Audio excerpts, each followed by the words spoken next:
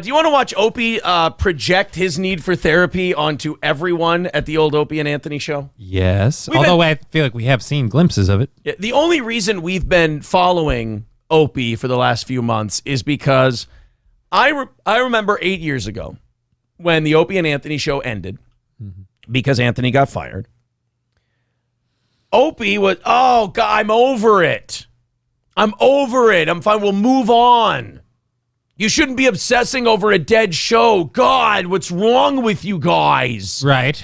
So we've been kind of keeping track because Opie said focusing on Opie and Anthony, he said it himself, we're just holding him accountable, is lame, right? Yeah, but he keeps making videos about it. Well, that's kind of the conundrum we find ourselves in. So let's play a little Opie this morning. This is Opie, and if we have time after this one, he also wants to critique Joe Rogan and his performance as a broadcaster. Why are you laughing? Because I feel like even, like, don't get me wrong, the Opie and Anthony show is a part of, like, broadcast history and part of, like, for at least in my generation and yours, I imagine, like a cultural zeitgeist thing that you can't ignore. Right. But to that extent, the Joe Rogan experience is vastly more successful in terms of the amount of people it's reached, the amount of people that follow it. It'll end up being more popular than Howard's show even was. Probably already is. Or how long is it? Yeah, because it's been on for at least 10 years now. Yeah. It's getting there. Everyone thought that when he got bought out, that was the end of it. Joe's going whatever. Like, it's huge now. He's still huge. Big as before. So here's Opie. Now, it has been a lot of people's contention. We're not the first people to say this, that Opie has some personality traits that he may need to work on a little bit because it seems like everyone from the Opie and Anthony show still all talks to each other. Right. But they don't talk to Opie. Now, how do they get a hold of Patrice? Well, a Ouija board, actually. A Ouija board. And they just, but they can't let Anthony run it because it just goes to N. You're like, Ant, I feel like you're doing that on your own. I think you're moving the thing. It's the spirit.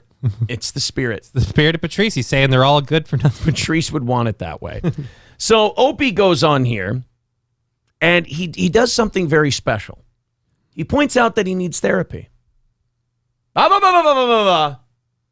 Because they all need therapy. You see, all of the people who have developed these adult relationships with each other after the show's over, they all need therapy, not the guy who everyone else has shunned and abandoned. All the people who went on to continue pursuing a career and, I don't know, just fucking moving on. And have each other's phone numbers and contact each other. They all need therapy just like you. Okay. O&A rocked. I had no idea it was so dysfunctional while listening back in the day. It was... I did. You guys fought like once every quarter. There would be a grape fight. There would be a fucking who dumped out of what fight. Come on, guys. Pay attention. It was incredibly dysfunctional, sadly. Everybody hated each other. It was just... No, time the fuck out.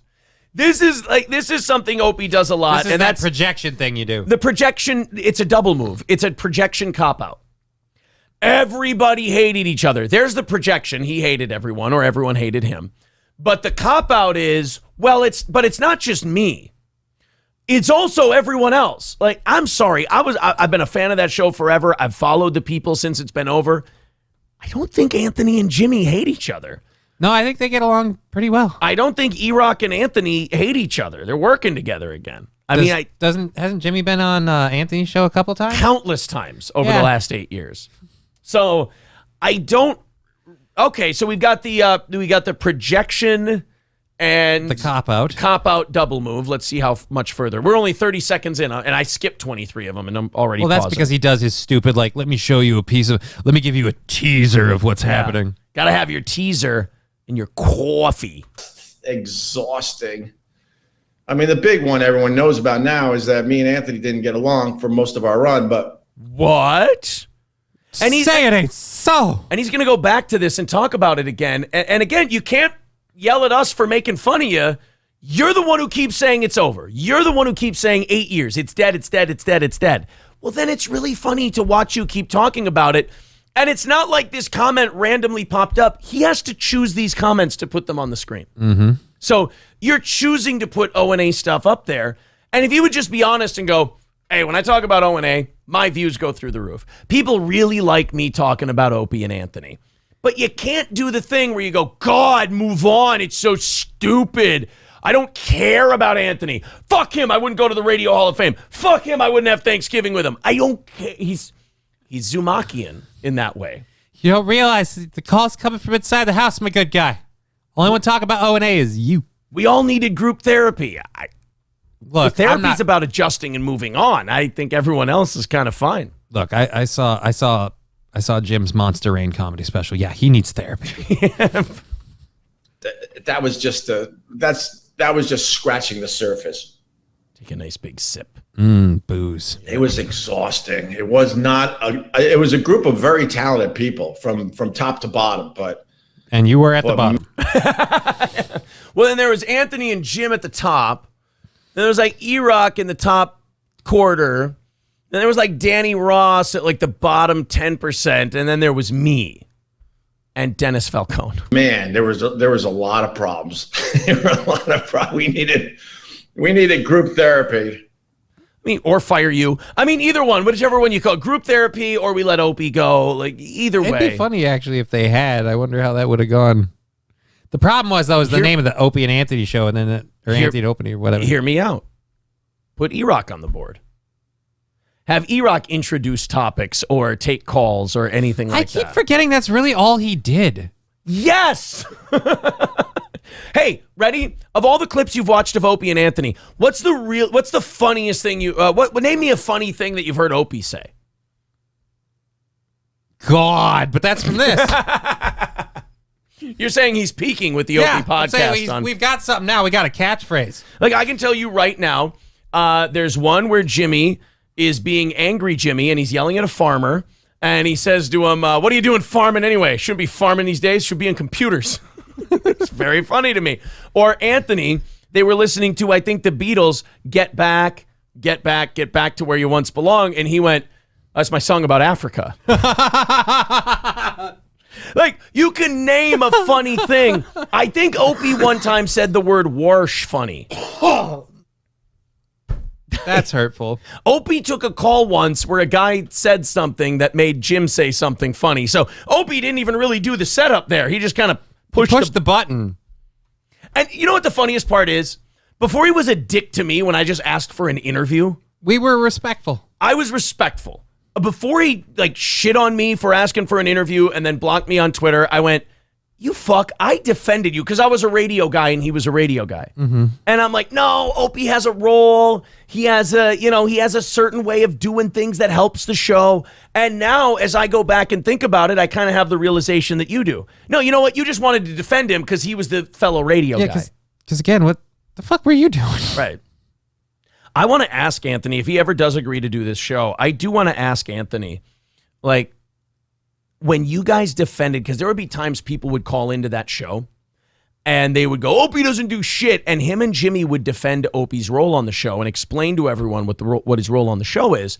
Mm-hmm. And I want to ask Anthony sometime, if he ever comes on this show, how much of that was you authentically believing that? And how much of it was you not wanting to make things awkward in the studio? I'm genuinely curious. Yeah, but do you think he's going to give you a truth? Can he give you a truthful answer? I mean, Anthony? Oh my God, he would fucking spill it now. Yeah. Well, yeah, but I'm just saying in general, like, not saying that he can't give a truthful answer. What I'm saying, I'm misspoken that way. What I'm saying is, like, is his view going to be skewed by time passing? Oh, that he hates his guts? Yeah, and then just be like, oh, it was all covering for him. He was such a douche. I don't know if he actively hates Opie's guts anymore. I think he just kind of nothings Opie at this point. Well, again, it seems like most of the people from the O&A show really just kind of nothing Opie. And Opie's the one really like clinging Opie always turns on them. Yeah. We needed some kind of monster, group therapy. Yeah. Oh, God, but we would all laughed at that. If someone suggested group therapy, we would have just said, oh, get the fuck out of here. That's usually how narcissists respond to that. Mm-hmm. Johnny, you don't need a fix. Johnny, go ahead and say, Aaron, you might need therapy. Might. No, go ahead. Aaron, you need therapy. It probably could help. There. I was really hoping for a stronger fight. No, it could probably help. Hey, let's take him to the assisted living home. He's going to be all right. We get it. Give me your checkbook. It's going to be fine. I had an experience with a therapist once. April's going to handle your funds. When I was getting divorced, and I went a couple of times, and the fucking guy just told me shit that I already thought, and I just hated him. Like he was like, oh, you're being gaslit by a master manipulator. And I'm like, I know that. That's what I'm telling you. I want you, maybe I'm a bad patient. I'm like, I want you to tell me I'm wrong and tell me, or not tell me I'm wrong, but like, tell me what I'm doing. Tell me what I can fix to improve the situation. Right. That's where you looked at it wrong. You're right. Now go to the cops. Speak to the police. But like, I wanted him to tell shit about me. Tell her family. Tell her. You kept the ball rolling on O&A. People give you a hard time, but it would have went off the tracks every day without you. Of course. It's like your hair went off the tracks. Jesus Christ. I mean, I know you don't need the money, but when we're putting on a broadcast, can we just run a wet comb through there a little bit? I'm trying to figure, is that guy, is he bald, or is that a chair? Or is he that might be hair? a cruise ship comedy magician. Or he's a outcast from a frickin', damn it, now I can't remember the Or name. just a bottom. Yeah. You just settle there. S&M bottom. Yeah. Fair enough. The show would have went off the track every day without you. Yeah, I don't know what they would have done. Like, say if they had Colin Quinn and Patrice O'Neill in with Anthony and Jimmy. I don't know how they could have made an entertaining show out of that. I mean, Opie. they just, because Opie did a lot of that keeping the ball in the air when he sat there and said nothing. Like, I mean, there's actual work in keeping the ball in the air, but Like, how are you going to have a good show with Colin Quinn, Patrice O'Neill, Anthony, and Jimmy if there's nobody to go, hey, let's go to Frank in Calabasas. What's going on, buddy? And then all the funny people go, okay, well, fuck us and what we were talking about. Let's go to got? Frank. You know, I brought, man, let me think. Oh, no. Oh, wow. Oh, wow. Do not sit there and go, I brought, is there a list? I don't remember. Are you saying it's not good that you prepare to vehemently defend your position and you have to literally look up into the heavens to think of something? Yeah. You're saying that's bad? That is way bad. Okay. Well, see, now thank you. I won't do that in the future. God, Aaron. 15 years of radio experience to that show. And I surrounded myself with people that had literally no idea how to do radio. Do they know how to do radio all these years later? Yes. But at the time, I brought 15 years of experience. So you're saying around 1997 you became obsolete. I mean, that's not a good defense. When I brought Ant in 95 or 94, he didn't know shit about radio. Well, I can tell you as someone who's trained this one, Oz, Corey, and April, all in how to do broadcasting, it takes less than a year. Yeah, it's pretty quick. Broadcasting is not fucking hard. You know why people go into it? Because they don't want to work real jobs. It's not a difficult skill to learn if you want to learn it. I was getting trained in how to do broadcasting in school, and you know why I didn't follow it? I was, it seems kind of gay. It's really gay. It's one of the gayest things you can do. It's as gay as Gino. Gino's as gay as radio. He's going to have his Bonely fans. And radio, it's gay, and it's not funny. I love Kevin Brennan. But so Opie says, none of these people had broadcast experience. I taught him that. I want to, again, if I ever have Anthony on the show, I want to ask him, how much of the Opie shit was learned versus shit you had to unlearn? And where's the balance? Also, don't brag about how many years of broadcasting experience you brought to the thing if the only thing you have is that thing. Because it's like, I brought 15 years of broadcasting experience. Oh, yeah, that's right. Because before O&A, you were fucking tearing it up, weren't you? Just fucking the next big up-and-comer on the radio. Watch out for this jock. He was doing overnights. He's live at 5 in the morning. He's doing overnights in Long Island. So in other words, he's there to make sure nobody robs the joint and things keep running. Better career than Zumach, in fairness. Yeah, because it's a career. He didn't get DUIs until he was run out of the business. Those guys brought zero. And they know what I taught them, especially in the early years. They hit know. a button and you talk into this thing. All right, Anthony, when I hit this button, that means this thing is on, and you have to then be funny into it. Shit, I think I got it, Ope. All right, well, I'm going to retire. You don't make that the thing. Well, here's my contribution, a thing I could teach them in 15 minutes. No. Not beating the shit out of me. They know exactly what I did for them and how I showed them the ropes of this business. I enjoy it. God, this is just... I've never heard Anthony and Jim have to go on any of their shows and explain what they did. Like, this isn't it. Like, we talk about insecurity, projection, cope, all that stuff. Like, nobody's sitting. Notice nobody's arguing with the guy. He is making an argument and yelling at people. Nobody told him he didn't. He's like, hey, sorry to hear this question. The question was, hey, I didn't realize how dysfunctional things were for so long. And he's like, I did stuff too, you know. Yeah, no, you're defending yourself from an accusation that has not been levied, sir. And not only that, it went from, yeah, we could have used group therapy because I knew what I did on that show and those guys didn't know about radio. It's like, group therapy, you say. I think they might want a few solo sessions first. Because they're gay. I'm watching your videos, Anthony's show and Jim and Sam. But to be completely honest, you guys were all great in the same room. Brings me back to the NAW days. Shit was a masterpiece. Thanks, George. It will. Let's say in some weird, perfect world. Do you think he's going to turn this into somehow him defending himself, again, from an attack that's not coming at him? I haven't watched this part yet. I think he's going to paint a scenario where they got back together and did the show again, even though he's already vehemently denied that even if that were a possibility, he would never, ever work with Anthony. Ooh, so he gets to set up the scenario so that he can debunk it. That's fun. You know what? Even if you brought Rosie O'Donnell here right now, I wouldn't fuck her. I'm the man. Like, we start doing that show again, I'm telling you, it's over. It's fucking over. Yeah, keep playing with your dishes. Even if we could have figured out some path, it is over. Again, that guy didn't say that. That guy just said, hey, you guys were great when you were on together. Yeah. He's like, if we were on today, it would suck shit. Not, you guys, I watch your guys' show. I enjoy all your guys' show, but I think you were all really great when you were all in the same room. That's literally what he said. Could you imagine Opie's at a nice place where you got to wear, sport coats and shit, and someone goes, hey, Opie, that's a really nice coat. Thanks. If Anthony had a coat and he was here, it would be the ugliest coat you've ever seen. It would be an ugly coat, and it's stupid. And he just keeps screeping about all the... Screeping? He does screep. He screeps like a motherfucker. I'm a screep. All right, go ahead. No, it's all good. You're just giving up on it? Yeah, fuck it. Fuck it, it wasn't that good to begin with. The MS already kicked me out. We'll go forward. He can't talk. He's like Gino.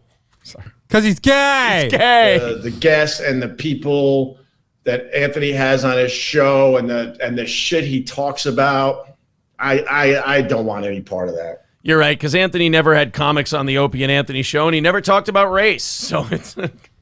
And of course, why would you want any part of that show? Even the viewership. Why would you want anything? Hard?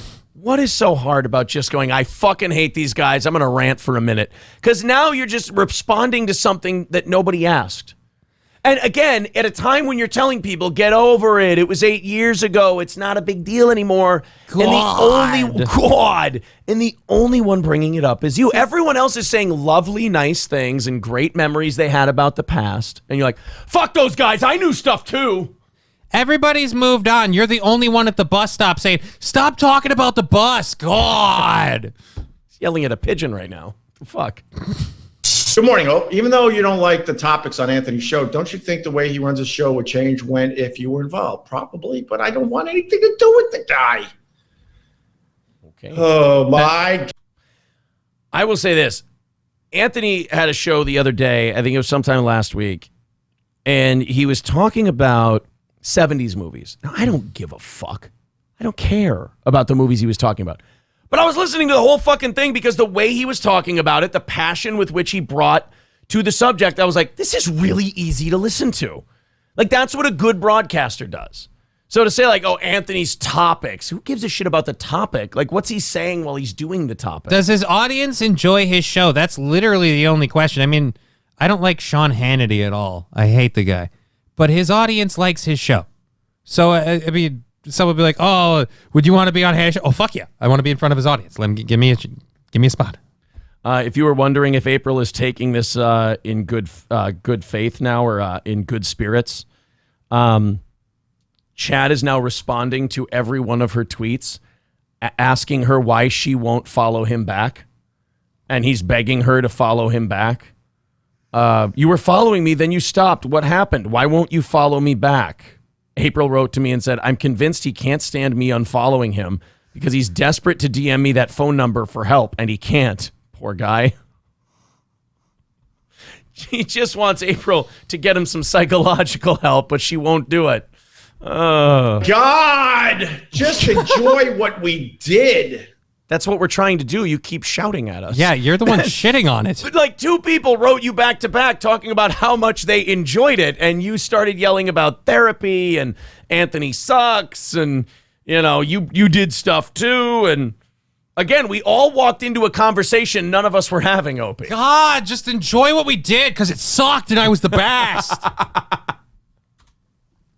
I don't like the person. I don't want to be around people I don't like. I did that for way too many years. You're whining. I don't want to do that. You're whining. And if it means I'm going to be extremely poor someday, so be it. I mean, easy. I mean, even bands that hate each other get back together when the money runs out. I mean, nobody was levying that accusation, but what are you not telling us about? Is there a content piece that you could have for your show that maybe has nothing to do with O&A? Fuck is going on here, Ope? I don't understand what you're trying to say there. Let's go into some of the audience feelings on this whole deal.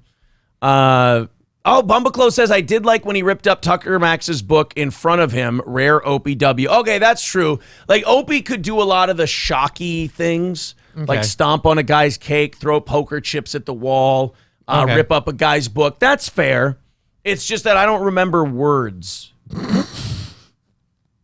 that he said. I don't remember things that he said. Like, I can remember, for example, here, I could do this over and over. I remember they were playing clips of Neil Patrick Harris hosting the Tony Awards. Right. And he said, something like the line was, wouldn't it be great if you could control the weather with your hand or something? He was singing some gay thing. Right. As he does. And Anthony said, oh yeah, control the weather with your fist, make a mudslide. Jimmy laughed his fucking balls off. It was great. Great. Opie, I'm still loading the funny thing that I think he said. Tubby says, Opie unintentionally kicks and slugs his wife in her sleep as he has recurring O&A nightmares. And then she goes, what was wrong? Nothing, God. Nothing. Oh, geez, I lost the goddamn chat. Yeah. That really makes for good broadcasting.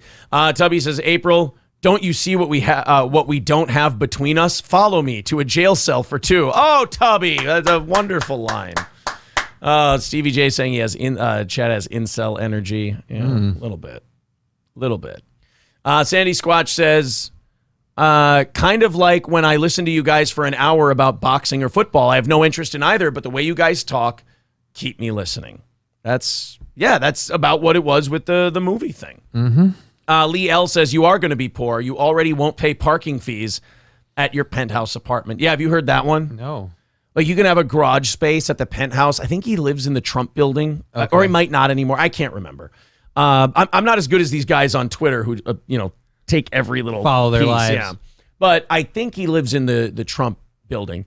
And you have to pay a certain amount of money every year to park in the parking lot, like any other apartment building, right, except for rich people. He now refuses to pay for it. So he just doesn't park in the building. He just doesn't. Yeah, he parks on the street now, and then he complains when his side mirrors get torn off or stolen because he lives in the shittiest fucking city in the country. I really hate how I leave this car out like a steak down lamb. And I come out in the morning and a whole bunch of wolves have victimized the son of a bitch. What the fuck? God. I'm so over parking, God. Matthew says Opie was good at confrontation, still struggling to think of a funny line he had. Yeah, look, it's not me shitting on him. We're not saying he didn't contribute. I'm just saying I can't think of it. The words. We're trying to find the words that he said. No one has ever pulled up an old O&A. What do you mean no one has ever pulled? I believe they're all over the goddamn place. Bumbaclo says, yeah, I prefer the Nopey shows. There is a guy on YouTube who has gone through a bunch of Opie and Anthony shows. He did this years ago. And he just got Opie out of them? He edited out Opie and just called them Nopey shows. It's fucking commitment, man. Yeah, dude, I wonder why Opie's got the problems he does. Somebody broke him. Just making all those videos. Yeah, right? Well, okay, ready? One thing, he didn't say it, but what funny thing he did that I can remember. Okay. There was a guy who called into their show And he was talking about how those guys helped him. And he said hello. And they talked about, here, Opie hangs up. Yeah, this guy. So this guy called to like bare his soul to them. Mm-hmm. And this happened. You're a liar. You're full of fudge. Hey, I always wanted to thank you guys. Oh, yeah? When my wife passed away, you guys were... Uh-oh. Oh, no, did you hang up on... Oh, my God, you are heartless. He was getting all choked up. So that guy called in to tell Opie and Anthony that they helped him get through like his wife passing away, and Opie just fucking hung up on him. See, that's not bad. It's a shithead dick shock jock thing to do, but again, if we're talking about like for show performance, that's not bad. yeah. Also, by the way, did you notice the chemistry of that photo? Two guys hanging out, like, and then having fun, and then just one dude fucking, I'm over here. Yeah, Opie kind of